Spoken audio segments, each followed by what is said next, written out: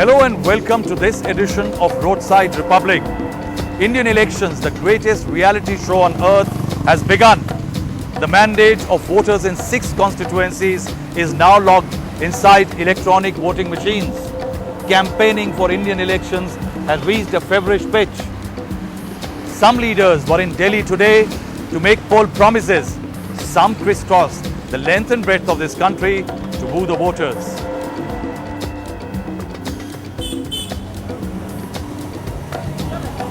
Well, I'll be joining from Jorhat, as Rahul was mentioning that candidates of 6 constituencies, their fates have been sealed in the EVM machine. Jorhat happens to be one constituency. I'll bring you a ground report from here. Now over to Aanchal, who reports from Bastar in Chhattisgarh. That's right, Sandeep. We are coming live from Bastar. Also going to polls this 10th. We've been tracking all the major candidates in this Lok Sabha constituency. Soni Suri of Aam Aadmi Party, and of course the candidates of the Congress and the BJP as well. We'll be showing the viewers that ground report from here in just a while, but for now it's over to my colleague Monadeepa in West Bengal. Thank you, Aanchal. Yes, here I am in Kolkata, but just a short while ago, Mamata Banerjee completely lost her temper and slammed the Election Commission after the Election Commission transferred 6 officials of the administration. Finally, the BJP has released its manifesto for polls 2014 for its mission 272 plus.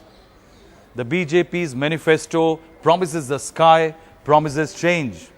But the real story behind the manifesto is not what it promises, but what went into it. It seems in preparing this manifesto, the old guard has lost more ground. Eventually, some in the BJP are saying this is no mere manifesto, it's Modi-festo. मुझे जो दायित्व देश की जनता देगी, उसको पूरा करने में, परिश्रम करने में मैं कभी भी कमी नहीं रखूंगा। दूसरा, मैं देश के सामने कहना चाहता हूं, मैं अपने लिए कभी कुछ नहीं करूंगा। और तीसरी बात मैं कहना चाहता हूं, मैं बदिरादे से कभी भी कोई काम नहीं करूंगा। Signing off his party's 42-page poll promise, Narendra Modi's pledge to have no prejudice follows his trusted aide Amit Shah's call for badla or revenge in Uttar Pradesh's riot zone. Notably, during the manifesto release, Modi did not take any questions.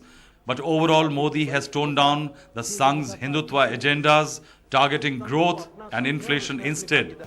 The manifesto's promises have been presented as a solution to the failures of the UPA. So the BJP has ruled out FDI in multi-brand retail and are open to FDI in all sectors where it will help jobs.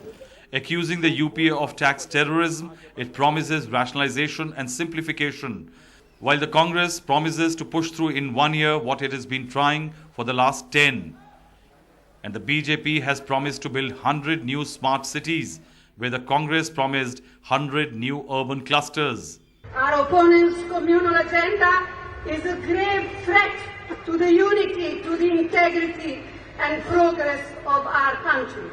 The manifesto was delayed as the BJP's new guard toned down the pet agendas of the old guard, represented by leaders like Murli Manohar Joshi. In its 2009 manifesto, the BJP said it will explore all possibilities to facilitate construction of Ram Temple. In 2014, BJP promises construction of Ram Temple within constitutional framework. On Article 370, the BJP's 2009 manifesto said the article poses a psychological barrier for people of Jammu and Kashmir.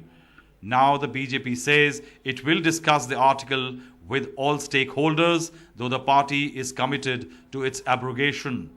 On Uniform Civil Code in 2009, the BJP said it will set up a commission to draft Uniform Civil Code.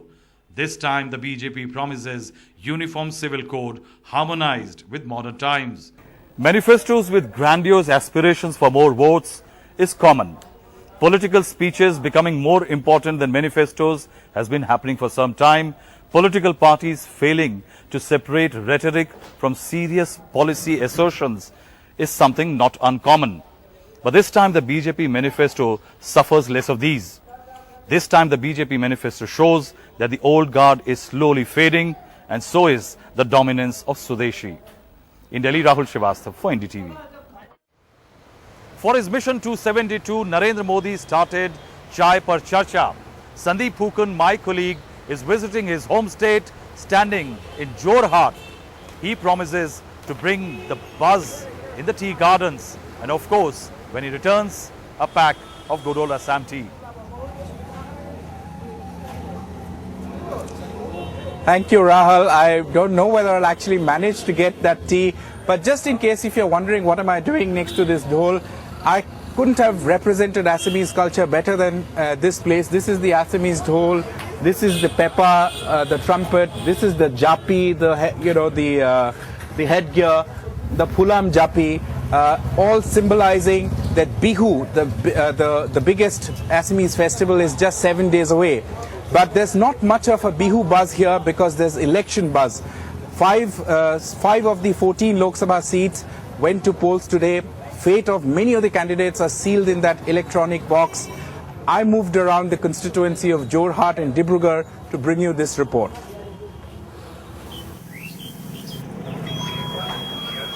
India's biggest democratic exercise getting underway. Just outside the Jorhat town at Chinamara Tea Estate, we meet 48-year-old Molu Kormakar, a worker in the garden. He is part of the 3 lakh strong tea voters in the district who can swing fortunes. In Upper Assam's Jorhat and Dibrugarh, the Congress and the BJP are competing for a share of the votes from 2 important communities, Ahoms and members of the tea tribes. But Kormakar says even though every party wants his vote in every election, his lot hasn't changed. কবলে গলে তো এটো সরকারের বাগান হয় হ্যাঁ আর সরকারের বাগান হয় আজি অত বছর হই গল জানিবা সরকারে একো এটা দিব নোৱাৰে A group of women who just returned after voting do not hide their preference. দুটোর ভিতরে দিয়ে তো লাগছে আর বিজেপি যাবে এরকম তো লাগছেই In the first phase itself, Assam will decide the fate of the top leaders, and many are viewing this phase as a prestige battle. Tarun Gogoi's son, Gaurav Gogoi, is contesting from Koliabor, a safe seat for the family for decades. In Jorhat, former Cabinet Minister B.K. Handik, who's seeking a 7th term, is being challenged by Kamakhya Prasad Tasa, a leader from the tea community and BJP's vice president. The state BJP chief, Khorbananda Sonowal, is locked in a prestige battle with sitting MP and Union Minister Rani Noro. But the Congress denied any anti-incumbency. Modi tea will not sell. Already sale has dropped like anything. It has almost zero now. BJP, that's slowly pitching itself as the main opposition party in these elections, say Modi is the flavor of the season. Finally, the process to elect a new Lok Sabha has begun, and predictably all the major political parties claim that they're going to do extremely well and form the next government. But perhaps the real answer lies with them, the voters of India. With camera person Sanjay Chakravarti, I'm Sandeep Phukan for NDTV.